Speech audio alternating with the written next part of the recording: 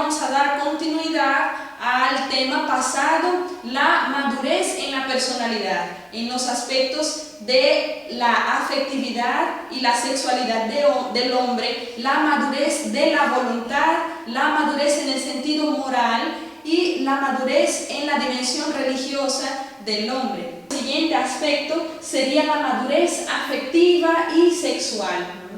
Cada persona debe poseer una maduración afectivo-sexual que es imprescindible, ¿no?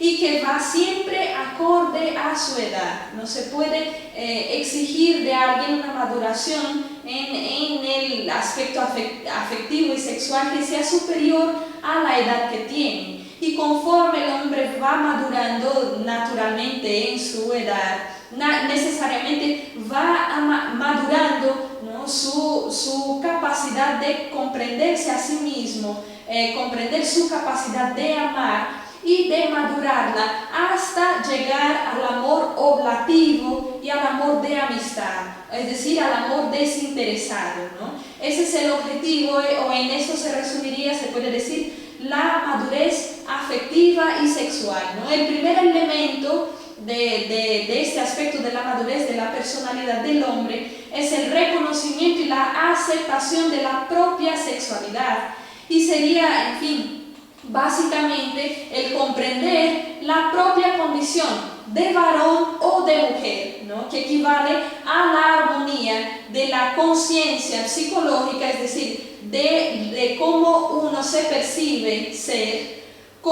Es una coherencia entre esta percepción y lo que uno es naturalmente, lo que uno es biológicamente, en la condición corporal de cada uno, ¿no? Es la concordancia entre lo que uno es biológicamente y lo que uno percibe ser, y lo que en la actualidad se ve y se encuentra tan distorsionado, ¿no?, por, en fin, tantos malos valores en la cultura que se han diseminado por distintas partes de la sociedad y que muchas veces logran turbar estos valores o estos ideales, ¿no?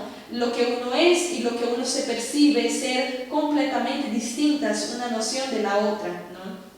Y es, en suma, básicamente comprender la masculinidad y la feminidad como un don recibido del Creador para cumplir una misión específica en la tierra. El hombre, con su misión de hombre, se puede decir, con las características que su masculinidad aportan en el todo en la vida en sociedad, así como la mujer en su feminidad aporta como mujer de manera distinta en el todo, ¿no? También está la vivencia de la propia afectividad como expresión de la masculinidad o de la feminidad, y sería en suma los sentimientos, las emociones y los afectos que son distintos entre hombre y mujer, ¿no? Sentimientos, emociones y afectos son necesariamente ligados a la condición natural de cada uno, ¿no? Hombre y mujer sienten, aman y juzgan de manera distinta, siendo así esta noción que va acompañada de lo que uno es naturalmente, ¿no? Alcanzar la madurez en este punto es precisamente no coger de los valores distintos o de las maneras de vivir, de amar, de percibir, de juzgar y de sentir que son propias de cada sexo, ¿no? Y se puede decir, hace parte del don de Dios, el don de ser plenamente mujer, el don de ser plenamente hombre, ¿no?, que cada uno tiene que aprender a aprovechar y a gozar de cada uno de ellos. El conocimiento y la aceptación del sexo opuesto es básicamente la capacidad de establecer sanas relaciones de amistad, ¿no?, sanas y santas, en fin, y de respeto entre personas del mismo sexo y del sexo opuesto, sin que esto conlleve perturbaciones, apegos indebidos, amistades peligrosas, o en fin, necesariamente el desgobierno de la propia sensibilidad, ¿no? El siguiente elemento sería el conocimiento de los planes divinos sobre la sexualidad y la castidad. Es básicamente entender la sexualidad y la virtud de la castidad no como una imposición de parte de Dios en sus leyes, sino llegar a la madurez de comprenderlo como una necesidad para el hombre, para todo ser humano, ¿no? El hombre, obviamente, en cada uno de los estados o de sus vocaciones o de las posiciones que ocupa, en la sociedad, el soltero viviendo la castidad como soltero, el casado viviendo la castidad y el respeto de la sexualidad adentro de su matrimonio, así como el viudo, así como el religioso, la religiosa, son llamados cada uno en su estado de vida y en el momento de su vida a vivir la sana sexualidad y entender los planes de Dios sobre sí mismo en cada uno de estos momentos o de las elecciones que haga en su vida, en tratándose más particularmente de la elección del estado de vida, ¿no?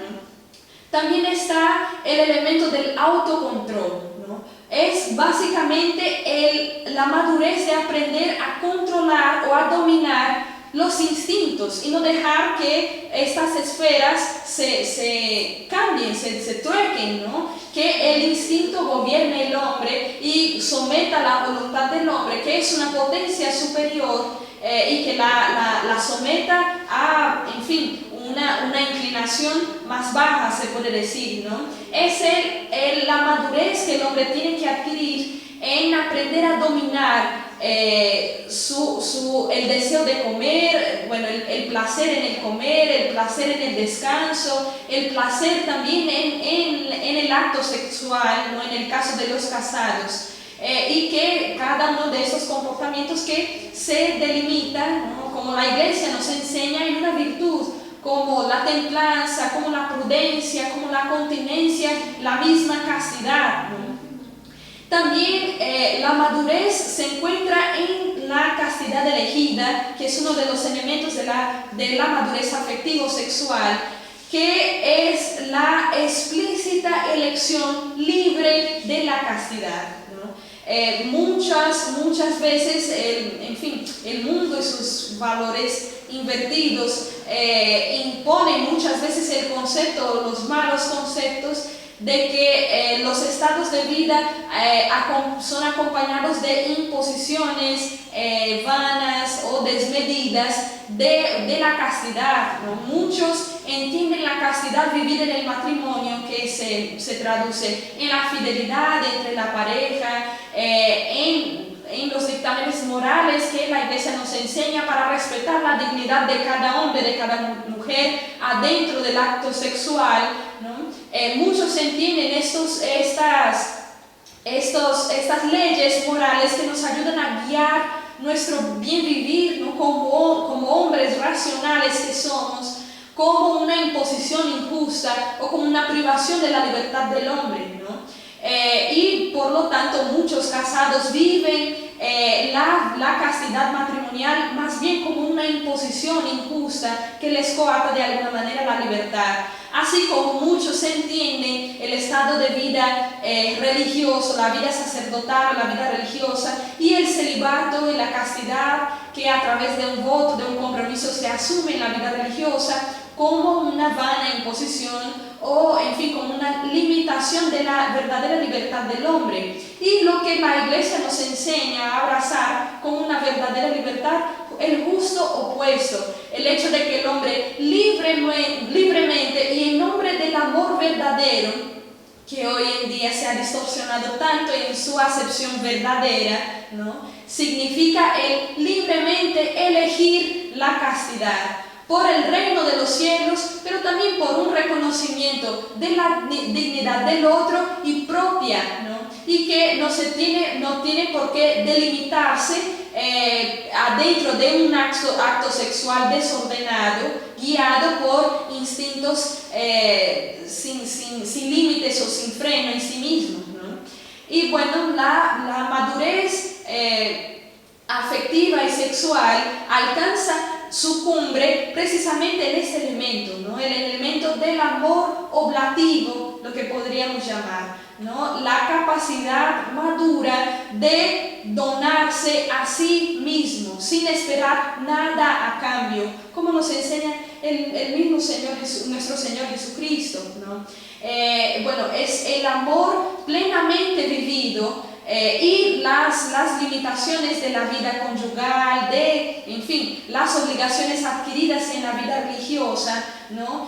Abrazar cada uno de estos aspectos, ¿no? O, en fin, los sacrificios que el amar verdadero implica, tanto en la vida matrimonial como en la vida religiosa, abrazarlos libremente con un amor de oblación o de sacrificio de sí mismos, ¿no? Ya sea los compromisos que el hombre adquiere adentro del matrimonio con respecto a su cónyuge, a sus hijos, ¿no? De sacrificarse por amor a ellos, así como en la vida religiosa, la capacidad de sacrificio que el hombre abraza por amor a Dios y a todos los hombres, a toda la iglesia, ¿no?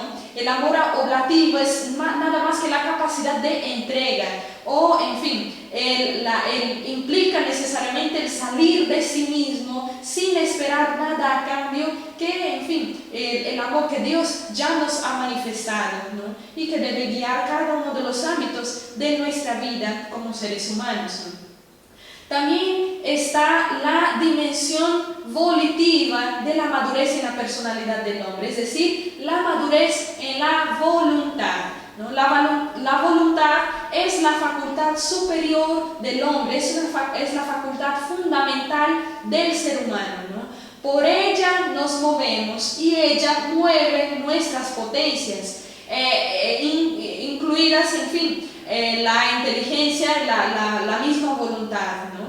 Es por eso que nosotros podemos ser clasificados, se puede decir, por buenos o por malos, por lo que el hombre voluntariamente elige en sus actos, ¿no? Actos buenos o actos malos, en lo que él pone su voluntad libremente, ¿no?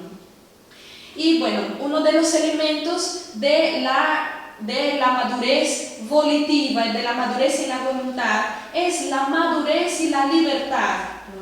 La madurez volitiva equivale a la capacidad de autodeterminación, a la libertad en el obrar, ¿no? Es decir, tener un juicio claro sobre las cosas. Uno de los aspectos en la madurez de la voluntad es la madurez en la libertad, ¿no? O básicamente saber elegir lo bueno y saber rechazar lo malo, ¿no? Santo Tomás de Aquino dice: libre es el que evita lo malo porque es malo y no porque Dios lo mande o no por una imposición exterior, sino porque libremente se abraza lo bueno y libremente se rechaza lo malo, ¿no?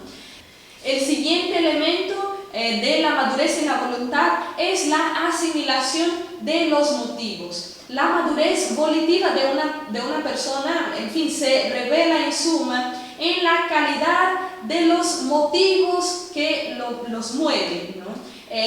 Una persona que es capaz de moverse no necesariamente por el que dirán o por, en fin, algún concepto interior desordenado, sencillamente moverse por lo que moralmente es bueno o malo hacer, moverse por lo que el Evangelio le dice que es bueno o malo hacer, o en fin, los principios que nosotros tenemos en cuanto cristianos y que nos enseñan la verdadera manera de actuar como hombres maduros, ¿no? En una sociedad ante los demás, ¿no?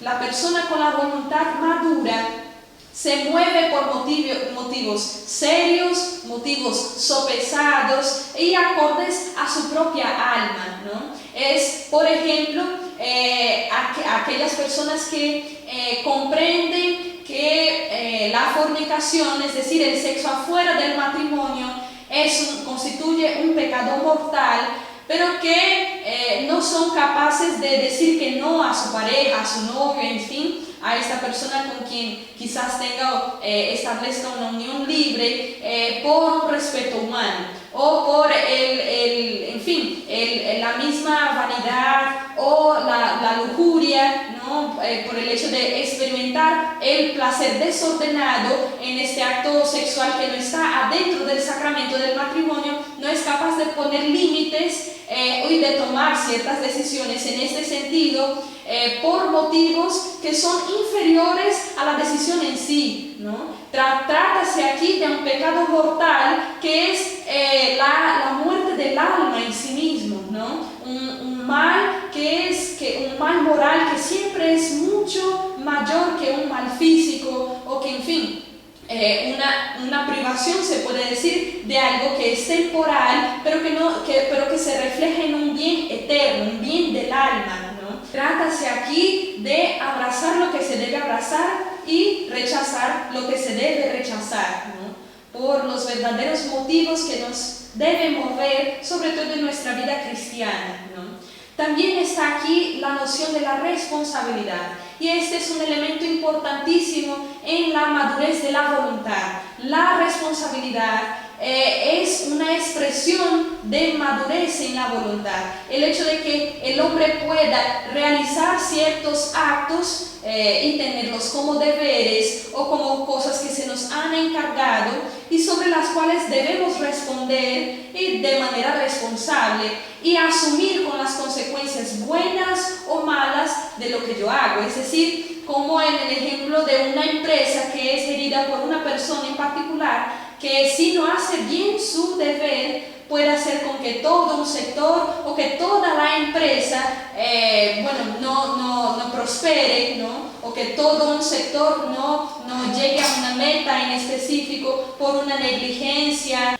Un ejemplo de sentido común que nos ayude a ilustrar lo que se dice sería como una persona que rige toda una empresa o todo el sector de una empresa, y por considerar quizás una actividad recreativa como algo más importante que su función en la empresa, descuida esta función tan importante y hace con que todo un sector o que toda la empresa, en el peor de los casos, no alcance una meta que tiene que alcanzar o no se cumpla de manera general con una meta que se tiene que cumplir. Sería también como el deber de un padre o de una madre de familia que no pueden delegar su función de educar sus hijos, ¿no? En el carácter, en los compromisos de la fe y en tantas cosas que tienen la misión y la obligación, el deber imperante de trabajar en la construcción de la personalidad de sus propios hijos, ¿no? También está la noción de la fidelidad, ¿no? La madurez implica necesariamente la fidelidad, y la fidelidad sería aquí una constancia en un compromiso, ¿no? Se entiende la fidelidad por la permanencia en el tiempo de un compromiso que se asume en dado momento de la vida y que se lleva con constancia hasta feliz término, ¿no? En cuanto dependa de nuestras capacidades. Es decir, el hecho de que uno, a pesar de las dificultades, pueda ser fiel en el matrimonio, a pesar de todas las dificultades, de las tempestades, se puede decir, pueda ser fiel al abrazar su vida religiosa. En esto trata también, a esto apunta la madurez en la voluntad. Y bueno, en nuestros tiempos nosotros somos capaces de ver este fenómeno que se da en gran parte de la sociedad, del relajamiento de los principios por los cuales el hombre se rige, de la ley moral, ¿no? Y hoy en día tantas cosas que antes se tenían como prohibidas y perjudiciales para el hombre, hoy en día el mismo hombre reivindica el supuesto derecho de hacerlas en nombre de la, en fin, afirmación de su libertad, y que muchas veces es nada más que un síntoma de estos valores trocados, ¿no? Y de esta ignorancia que muchas veces es vencible, de esta falta de conocimiento de las leyes que rigen de manera saludable las relaciones del hombre común, del hombre en sociedad, del hombre hacia él mismo y hacia Dios, en su relación con Dios, ¿no? También está el elemento de la conciencia, ¿no? La conciencia madura o la conciencia recta, ¿no? Que es cierta y es delicada, ¿no?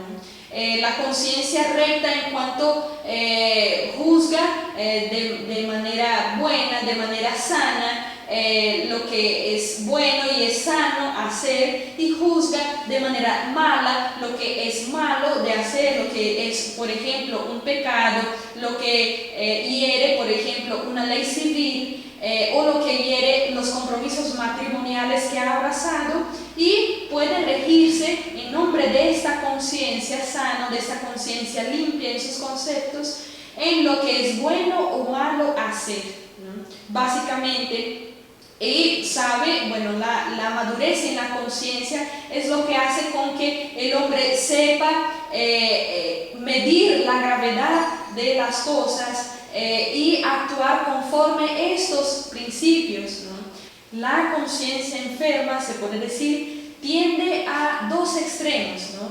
Sería la conciencia escrupulosa, que, en fin, básicamente ve pecado en absolutamente todo, y vive siempre bajo esta privación o bajo este peso que se impone a sí misma, así como el extremo de la conciencia laxa, ¿no? Que, en fin, vive o interpreta de manera equivocada la misericordia divina y, en fin, ya llega a relajar el concepto de pecado o ignorar ciertas cosas que realmente son materia grave, y, en fin, trata de guiarse por esta concepción enferma de la realidad, ¿no? También la madurez en este aspecto se refleja en la coherencia de vida, ¿no? La madurez moral se trasluce en la coherencia en la vida con los principios morales que uno abraza, es decir, el hombre es un ser íntegro, no se puede dividir un elemento del hombre y que él sea una cosa que se puede decir en su trabajo o otra cosa en su casa, en la iglesia, en la universidad, en fin. El hombre es uno solo, así como una sola es su personalidad, que es constituida de distintos aspectos y que todos tienen que ser armónicos entre sí, porque estamos hablando de un solo individuo que es constituido por cada uno de estos elementos. Hablando de la madurez moral, aquí llegamos al punto de la madurez que se refleja en la coherencia de vida, es decir, el hombre que vive de manera incoherente su vida sería el hombre que lleva una vida doble, que es capaz de asumir cierta identidad cuando le convenga hacer en cierto momento de su vida y que asuma otra identidad en otro momento. Y bueno, el hombre que es coherente y que alcanza esta madurez en esta coherencia de vida es capaz de saber aplicar sus principios cristianos, sus principios morales en cada ámbito de su vida. No puede separar lo que es, ¿no? En su trabajo, en su estudio, en su vida matrimonial, en su hogar, en cada una de las sociedades donde está involucrado. Es llevar una sola línea de actuación en cada una de las cosas en donde está, en lo que es necesariamente, ¿no? Y bueno, la madurez se ve reflejada en su cumbre, se puede decir, en las virtudes, ¿no? El hombre alcanza la madurez moral cuando pone su libertad en camino de alcanzar una virtud en particular, ¿no? En su vida cristiana, todo hombre es llamado a alcanzar la madurez en la fe, en la esperanza y en la caridad, así como en cada una de las virtudes cardinales, así como en cada una de las virtudes morales, ¿no? El hecho de que el hombre busque de por sí el bien, por ser el bien, ¿no? Que el hombre abrace el bien porque es bueno. Y también está la madurez manifestada en el deseo de formarse, y sería este el último aspecto de la madurez moral, ¿no? Que es precisamente el deseo del conocimiento moral, ¿no? Y de poner los medios para lograr el conocimiento de manera plena, de manera madura, de manera completa, ¿no? En la medida de lo posible, de no saciarse con lo que superficialmente puede llegar a conocer de las cosas. Y llegamos al último aspecto, se puede decir, de la madurez en la personalidad humana, que es la madurez religiosa, ¿no? La madurez en la dimensión religiosa o de la relación del hombre con Dios, ¿no? Y este último aspecto de la madurez en la persona humana es el más importante de todos. Es lo que nos distingue en cuanto a seres humanos de los demás seres, de las demás criaturas, ¿no? El hombre es un animal religioso de por sí. El hombre es capaz de Dios, como dice San Agustín, y es llamado a esta relación con Dios como su creador, ¿no? Por lo tanto, aquí se señalan ciertos aspectos y ciertos elementos como en las dimensiones anteriores. Y el primer de ellos sería la relación con Dios, que se cifre no en un vano sentimentalismo o en un intelectismo, sino más bien en una adecuada percepción de la espiritualidad, es decir, la espiritualidad o la religiosidad, la relación del hombre con Dios como algo natural, inmanente, necesario al hombre, que está, en fin, inscrito en su esencia, que hace parte de la respuesta que el hombre busca a las inquietudes más profundas de su alma y que se sanan en esta relación entablada entre el hombre y su Dios, ¿no? Y que no pueden ser ignoradas, sino que tienen que ser realmente bien vividas. Y bueno, la madurez en la dimensión religiosa, como en las demás, tienen ciertos elementos. La madurez, el extremo de la madurez, la cumbre de la madurez en la dimensión espiritual, inicialmente comprende un verdadero concepto de espiritualidad, que no es tanto un sentimentalismo ni tampoco un intelectualismo, ¿no? Desencarnado, se puede decir, sino la verdadera concepción de la realidad del hombre como ser espiritual y como un ser subordinado a Dios, su creador, y bueno, dependiente de este ser creador, de Dios, del hombre que es Dios, y de la necesidad de entablar esta relación con Él, ¿no? Un segundo aspecto de la madurez en la dimensión espiritual sería el concepto adecuado de Dios, ¿no? De Dios en particular, de manera particular, en su paternidad hacia el hombre, ¿no? Es, en suma, establecer esta relación, esta sana relación de dependencia. Dios como creador, ser supremo en relación al hombre, y el hombre como su subordinado, como su hijo, dependiente de Dios, ¿no? Dependiente de esta paternidad. La noción verdadera y madura de Dios como un padre, y un padre providente, ¿no? De las necesidades del hombre en todos los aspectos, ¿no? También la madurez espiritual exige, de alguna manera se puede decir, la madurez en el sentido del dolor, en el sentido de la cruz, en la vivencia del sufrimiento, ¿no? O en el concepto, o en la vivencia, o en la aceptación serena del mal, y en la aceptación serena, tranquila, del sufrimiento, ¿no? De la cruz, que hace parte de la vida de todo hombre, de todo cristiano, ¿no? Es encontrar un sentido para el dolor. Saber que el dolor en la vida del cristiano es redentor y que a través del dolor el hombre se hace colaborador, se puede decir, en la pasión de Cristo, como lo dice San Pablo, ¿no?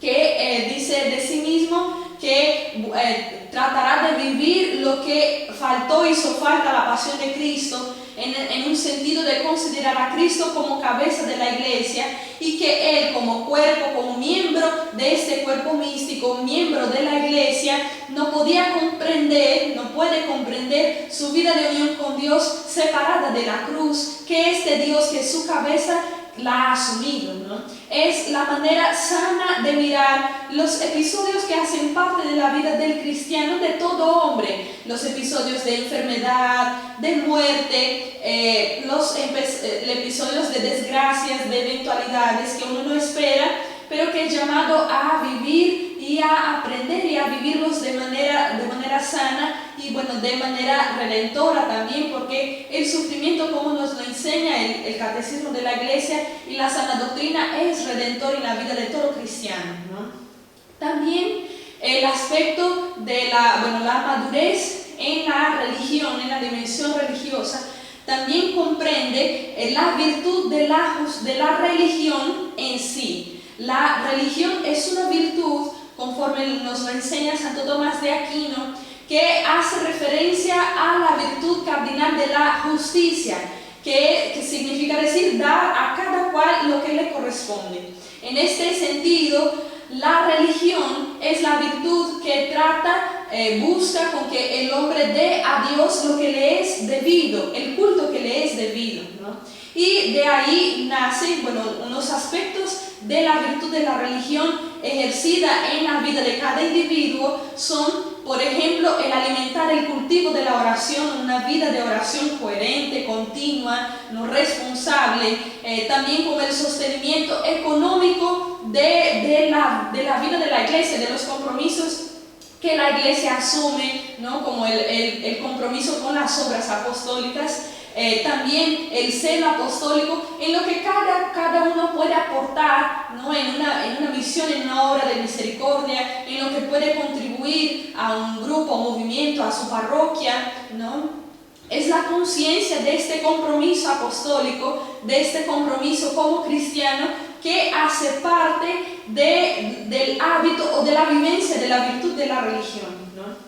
También está el elemento en esta madurez de la dimensión religiosa, de la posesión, de la actuación de las virtudes teologales, ¿no? De la virtud de la fe, la esperanza y la caridad. Estas tres virtudes que, como nos enseña el catecismo de nuestra Iglesia Católica, son infundidas en el hombre en el momento de su bautismo, y ellas en suma llevan las acciones del hombre hacia Dios, hacen con que el hombre actúe de cara a Dios y no conforme a las veleidades, en fin, naturales, ¿no?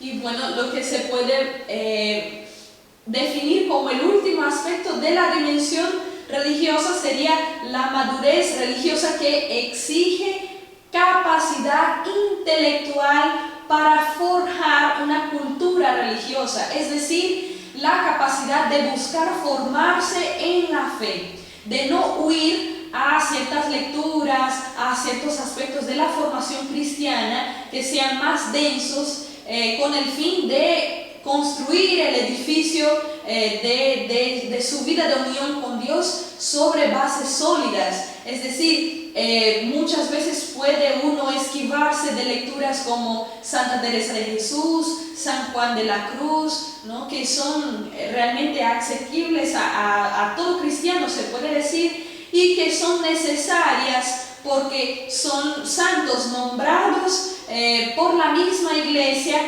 fieles a la doctrina dejada por Jesucristo, y que han construido la sana doctrina de la Iglesia en el transcurso del tiempo, en nuestra historia en cuanto a Iglesia Católica, y que muchas veces pueden llegar a ser pospuestos incluso por doctrinas, en fin, muchas veces basadas en el sentimentalismo, en fin, lecturas noveladas o cosas de poca solidez, y que, en fin, muchas veces no son el retrato real, ¿no? de lo que es la doctrina sólida de la Iglesia. El teólogo Scott Hahn, en una de sus obras, al final de una de sus obras, aconseja a todo cristiano, a todo católico, a hacer la lectura del catecismo de la Iglesia Católica como un libro espiritual, que es en realidad, pero de continuo, no como un libro de consulta, sino como un libro espiritual, llevar constancia en la lectura del catecismo de la Iglesia Católica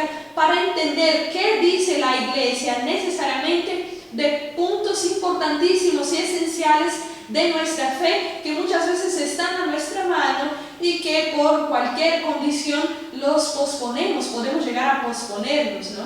Y que nos privan de esta solidez al abrazar nuestra fe, a dar razones de nuestra fe a todos los que nos las pidan, ¿no? E incluso alimentar nuestra fe de manera más sólida delante de Dios ante las dificultades, ante las tentaciones, ante las privaciones, ¿no? El modelo de madurez nuestro tiene que ser la persona de Jesucristo, ¿no? Y en lo que Él nos ha revelado de su vida en los Santos Evangelios, porque como nos dijo San Agustín, Jesús vino al mundo para enseñar al hombre a ser como hombre, a ser hombre en su plenitud, a ser hombre equilibrado en cada una de sus dimensiones, como verdadero hombre que ha sido, ¿no? Conforme nos revela Él mismo de su vida en los Evangelios, ¿no?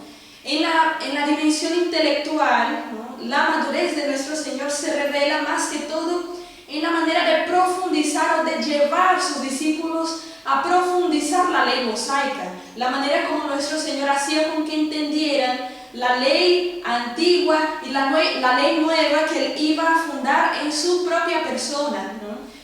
Cuando nos dice, habéis oído que se dijo, y luego cuando expone la nueva ley, la ley del amor, la ley de la caridad, los lleva a profundizar en el sentido de la letra de la ley como tal y a aplicarlos a la lógica cristiana, a la lógica de la caridad que se ha visto plenamente en su persona, ¿no?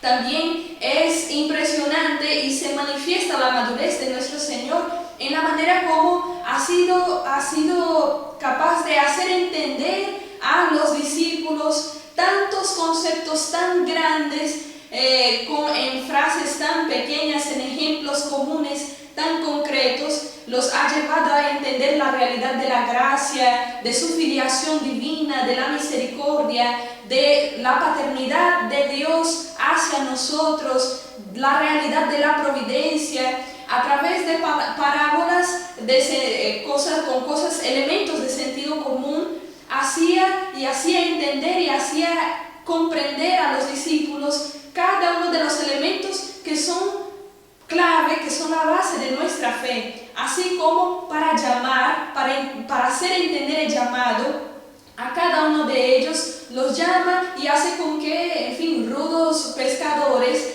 hayan sido capaces de comprender el plan de Dios en sus vidas, la magnitud de la visión que ellos como apóstoles asumían en estos momentos, así como ha sido capaz nuestro Señor de aplicar de manera finísima, de manera perfecta, la misericordia, el sentido de la misericordia como la esencia de la ley de Dios, y ser capaz de juzgar las situaciones, ser capaz de ponderar las situaciones, las ocasiones con un sentido mucho más elevado que los doctores de la ley de este entonces, ¿no? El Evangelio de San Juan nos muestra cuando nuestro Señor, siendo un niño, ha sido capaz de impresionar a los mismos doctores de la ley por el dominio de la letra de la ley como tal, por su sabiduría al aplicarla aún siendo un niño, ¿no?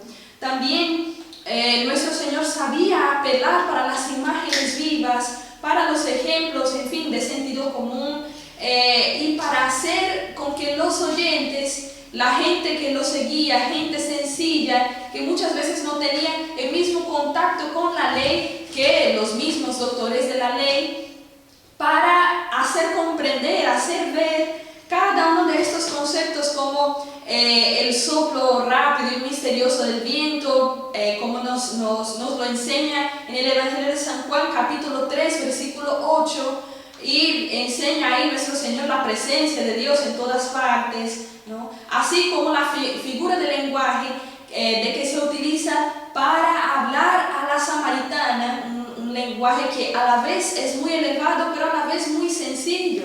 Y habla nuestro Señor del agua viva que es el mismo, que viene a saciar la sed del hombre, ¿no?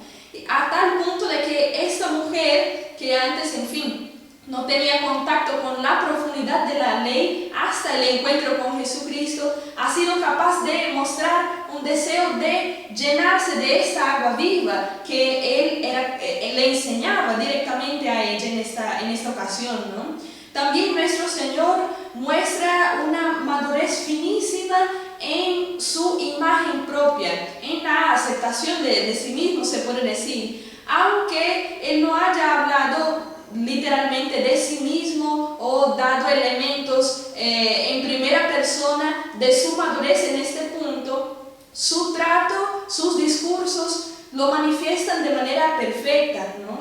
Nuestro Señor siempre ha tenido un mismo actuar durante todo el Evangelio, ¿no? Y hay realmente en sus discursos una ausencia de conflictos, ¿no?, que son fruto de la inmadurez en la propia imagen, que son para nosotros testigos de que Él ha sido perfectamente y es el ejemplo de todo cristiano en la madurez de la propia imagen, ¿no?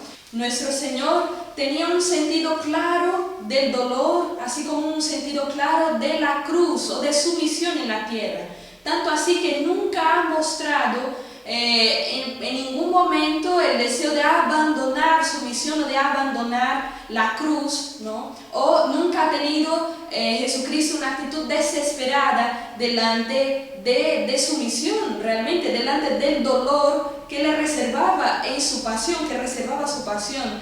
En su oración en el huerto, Él siempre manifiesta adhesión con la voluntad divina, con la voluntad del Padre. No deja de manifestar el dolor que realmente sentía en su humanidad, ¿no? De hecho, ha llegado a sudar sangre, pero aún así ha abrazado esta misión de manera íntegra y de manera madura, ¿no? Así como siempre la manifiesta como algo real que va a pasar delante de sus discípulos, y reprende a San Pedro cuando en una actitud arrebatada o inmadura, llega a manifestar a Jesús que no va a permitir que nuestro Señor pase por un sufrimiento ni siquiera, ¿no? Y Jesús dice: ese es el plan de mi Padre, apártate de mí, Satanás, ¿no? En nuestro Señor nunca se observa pérdida de temple, titubeo, nerviosismo o tendencia al histerismo, así como no se manifiesta ninguna posición de apocamiento o de poca noción de sus capacidades, ¿no? Él toma propiedad de lo que el Padre le ha dado y manifiesta libertad de todo lo que ha recibido de parte de su Padre y que manifiesta a los hombres. Nuestro Señor es en suma humildad, como Él ha dicho de sí mismo: aprended de mí que soy manso y humilde de corazón y encontraréis descanso para vuestras almas. Así como cuando manifiesta su confianza en el Padre, asimismo manifiesta la plenitud del conocimiento de sí mismo, manifestando al mismo tiempo esta necesidad de que nos arrojemos en los brazos del Padre, tal como lo hizo Él mismo, ¿no? También en su relación con los demás, no hay mucho que hablar en este punto, porque trátase realmente de todo el Evangelio. Todo el Evangelio es una manifestación clara de la madurez de nuestro Señor en su relación con los demás. Vino para manifestar el amor de Dios, el amor del Padre, ¿no? En el Evangelio de San Juan también, en el capítulo 13, en el versículo 1, nuestro Señor dice que, el apóstol dice que nuestro Señor, llegado el momento, llegada su hora, habiendo amado a los suyos que estaban en el mundo, los amó hasta el extremo. Desde el momento de la encarnación, nuestro Señor manifiesta su visión en la tierra, el amor, amar al hombre hasta el extremo, perdonar, curar, también en cuanto era necesario denunciar el pecado, acusar el pecado por el bien del pecador. Nuestro Señor, que ha sido capaz de pacificar multitudes, que ha sido capaz de pacificar el corazón de los que estaban cerca, de hacer con que los que estaban cerca de Él se reconciliaran consigo mismos, ¿no? es el espejo de la caridad, es la vida de nuestro Señor manifestada en todo el Evangelio. Su noción de sensibilidad con los límites de los demás, su misericordia, ¿no? Cuando llega a manifestarnos la necesidad de que, bueno, quitemos primero el óbice que hay en nuestra mirada antes de apuntar a los defectos de los demás, ¿no? En todo eso se manifiesta el equilibrio de Jesucristo en considerar los que lo rodeaban, ¿no? Así como en perdonar como Él ha manifestado, como ha pedido a sus apóstoles, pero como ha hecho Él mismo, como por ejemplo en la persona de San Pedro, que perdona las 3 veces, las 3 negaciones que San Pedro le ha hecho durante su pasión, en el momento en que se encontraba nuestro Señor en el Sanedrín. Va a Él, Jesucristo, y lo perdona de esta misma manera, utilizándose, se puede decir, de una didáctica, por así decirlo, para hacer ver al mismo discípulo la disponibilidad de nuestro Señor de perdonar siempre, ¿no? También muestra Jesucristo como hombre perfecto la madurez afectiva que nosotros tenemos que asumir. Afectivamente, nuestro Señor experimentó como verdadero hombre la mayor parte de nuestras afecciones, ¿no? Nunca aquello que es una manifestación que puede generar o puede ser una causa de pecado, pero como hombre ha manifestado y ha sentido, como todos nosotros, alegría, tristeza, episodios dulces o amargos de su vida, ¿no? Pero en especial la madurez de nuestro Señor se manifiesta en la manera en cómo ha asumido el dolor, ¿no? A pesar del dolor que ha vivido, ¿no? Que muy claramente es el más grande de todos los hombres, ¿no? No hay hombre que haya sufrido como Jesucristo. A pesar de esto, pasara lo que pasara, en el fondo de su alma siempre reinaba la serenidad, ¿no? La alegría, la verdadera alegría, como dice San Francisco de Asís, tratando de imitar a nuestro Señor, que enseña al hombre a, mirando su vida, aprender a vivir en alegría los fracasos, los sufrimientos y todo lo que compone nuestro día a día, ¿no? Nuestro Señor nunca manifiesta dudas, así como nunca pierde la calma, ni siquiera cuando, por ejemplo, en Marcos, en el capítulo 1, versículos 22 y siguientes, un endemoniado interrumpe su discurso y, en fin, hace turbar a toda una multitud. Ni siquiera ahí nuestro Señor pierde la calma, sino que siempre manifiesta tranquilidad, un comportamiento lineal, ¿no? Ni siquiera cuando sus adversarios los rodean o cuando los fariseos lo acusan, ¿no? O, en fin, cuando es injuriado por la gente, así como cuando es ensalzado, ¿no? Y manifiesta ahí el solo sentido de hacer la voluntad del Padre de manera madura y de manera constante, ¿no? Abraza este ideal independiente de las ocasiones, independiente de las circunstancias, lo lleva a cabo de manera constante, ¿no? Y tuvo Jesucristo una gran sensibilidad, ¿no? Por la misma condición de libre del pecado, nuestro Señor nos revela que su corazón no tenía ningún obstáculo para sentir con los demás, para tener compasión de quien tenía alrededor. Se conmueve nuestro Señor por la viuda que había acabado de perder a su único hijo. Se conmueve y llora, ¿no? Y esto revela el Evangelio, que Jesucristo llora delante de la muerte de Lázaro, que era un amigo muy caro, muy querido de su corazón, ¿no? Así como es capaz nuestro Señor de tener una santa ira cuando los vendedores hacen con que el templo sea un lugar profanado por sus prácticas comerciantes, ¿no? Nuestro Señor siempre muestra una medida perfecta en la manifestación de sus afectos y sobre todo en la manera de saber sentir con el otro, ¿no? así como la madurez en su voluntad en la esfera volitiva. También Jesucristo nos enseña con cada uno de los pasos que da en el Evangelio la madurez en la voluntad, ¿no? El hecho de que Él supiera de que su vida tenía un sentido, tenía una misión, tenía una dirección, se puede decir una vocación, un llamado particular del Padre hacia Él. Y esta misión, saber y conocerla, tenerla delante de los ojos, era suficiente para que Jesucristo nos mostrara en cada una de sus actitudes la fuerza con que arrojaba las adversidades que se ponían adelante del cumplimiento de su misión, que en suma era padecer, abrazar la cruz por amor a los hombres. A pesar del cansancio, a pesar del agotamiento, a pesar de las persecuciones, a pesar de las distancias, a pesar de las calumnias, Jesús era un hombre seguro de su vocación. Hacía lo que tenía que hacer cuando tenía que hacer, ¿no? Cuando él mismo dice a su madre en el templo, en el Evangelio de la pérdida y hallazgo de Jesús en el templo, siendo un niño, le dice: ¿no sabías que debo yo ocuparme de las cosas de mi Padre?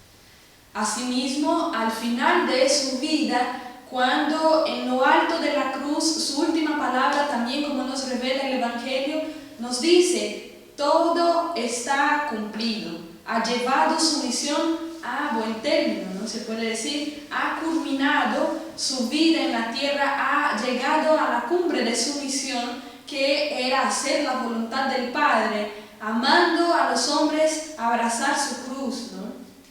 También en la esfera moral, nuestro Señor, como verdadero hombre, brilla en todas las virtudes. Es como si de su vida nos enseñara un marco moral de cada una de las cosas, ¿no? Hacer lo que se debe hacer, cuándo se debe hacer, y tomar siempre los principios que se deben tomar para guiar nuestras acciones. Nuestro Señor es la luz de todo cristiano para aprender de la paciencia, para aprender de la caridad, para aprender de la prudencia, así también como de la obediencia, de la humildad, de la fortaleza, ¿no? Como dice San Pablo, Cristo no buscó contentarse a sí mismo. En Romanos capítulo 15, versículo 3, ¿no? Ahí se revela la actitud de nuestro Señor de constante abnegación y sacrificio de sí mismo, y que tiene que ser, en fin, la vida del cristiano misma, revelada y plasmada en esta realidad, ¿no? Así como en la esfera religiosa, también Jesucristo tiene que ser la lumbrera que guía nuestros pasos en esta relación de unión y de intimidad con el Padre, ¿no? En cada uno de los pasajes de su vida, sobre todo en sus discursos, en sus prédicas, en las ocasiones en que ante un milagro, ante una situación de inconstancia de sus apóstoles, siempre nuestro Señor encausa sus afectos a su Padre. Cuando se retira a orar y manifiesta a sus discípulos que tenían necesidad de estar con su Padre, ¿no? Y, en fin, recuerda así a los hombres la infinita bondad divina, ¿no? Revela Jesucristo en su vida misma la cumbre de la revelación de Dios al hombre, ¿no? Antes, en el Antiguo Testamento, el hombre tenía una visión de Dios como un Señor justiciero, lejano del hombre, celoso, que era vengador, ¿no? Como propietario del hombre, por así decirlo, y vengador de sus malas actitudes. Pero va a revelar nuestro Señor una realidad mucho más madura de la fe. Dios, nuestro Padre, quiere entablar con el hombre un diálogo, quiere establecer una relación de hijos y padres, ¿no? Y padre. Y esta relación que se va madurando en el transcurso de la historia con cada uno de los profetas, como nos enseña el profeta Isaías, por ejemplo, ejemplo, llega a su cumbre en Jesucristo. Ha manifestado de su relación con el Padre la madurez que todo hombre tiene que alcanzar en su religión natural, en su relación natural suya con Dios, la madurez que tiene que llegar a alcanzar, ¿no?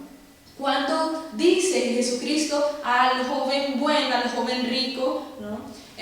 Uno solo es bueno, Dios, ¿no? Por ejemplo, en el Evangelio de San Marcos, capítulo 10, versículo 18, ahí manifiesta nuestro Señor la bondad divina que debe guiar la relación del hombre personal, del hombre con Dios, ¿no? Así como siempre manifiesta y siempre encausa los que están a su alrededor, a los que enseña a sus discípulos, a sus apóstoles, a confiar en la providencia divina, a confiar en la constante bondad de Dios Padre hacia el hombre, ¿no?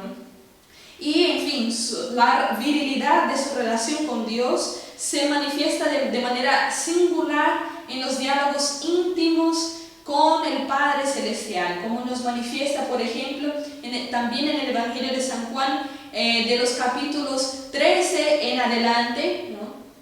Oraciones largas y en una manera de júbilo por poder manifestar, por haber llegado la hora de manifestar al mundo la paternidad de Dios hacia cada hombre en particular.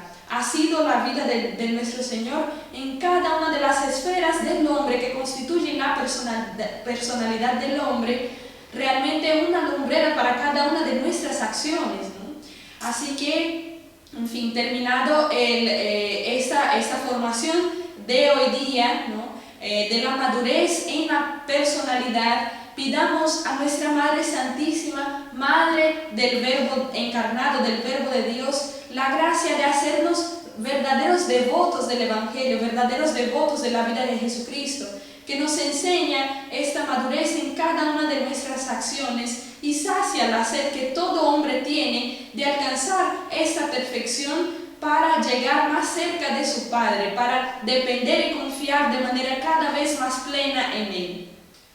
Y pedimos a nuestra Madre Santísima que nos conceda las gracias suficientes para hacer un buen examen de nosotros mismos y proponernos en estos aspectos alcanzar esta madurez y la perfección tal como nos la pide nuestro Señor Jesucristo.